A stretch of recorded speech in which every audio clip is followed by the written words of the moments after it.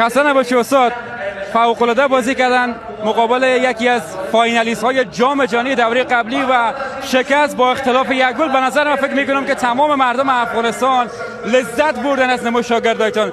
ارزیابیتان از این مسابقه جذاب چی هست؟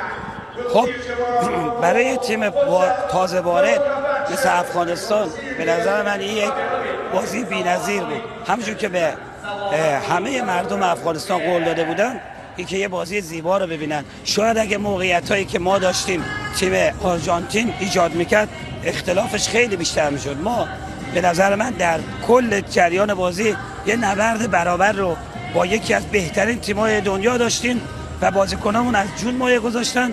به نظرم ما میتونیم یه نمره 20 به تیم ملی فوتسال افغانستان بدیم. بسیار عالی. اوکراین هم بازیش با اختلاف 6 گل برد و قرار است بازی بعدی ما برای صعود به مرحله بعد مقابل اوکراین باشه در اندیجان. حالا چه فکر میکنی؟ یک ال کلاسیکوس بین افغانستان و اوکراین و هر دو تیم چانس رفتن به مرحله بعدی را دارند. چقدر مردم افغانستان در بازی مقابل اوکراین از این شیربچه‌های فوتسالشان امیدوار باشند؟ خب همونجوری که دیدیم بازی بسیار زیبایی رو شاهد بودیم. منتها هر بازی یه ویژگی‌های خاص خودشو داره. بازی اوکراین کاملا با بازی آرژانتین متفاوته.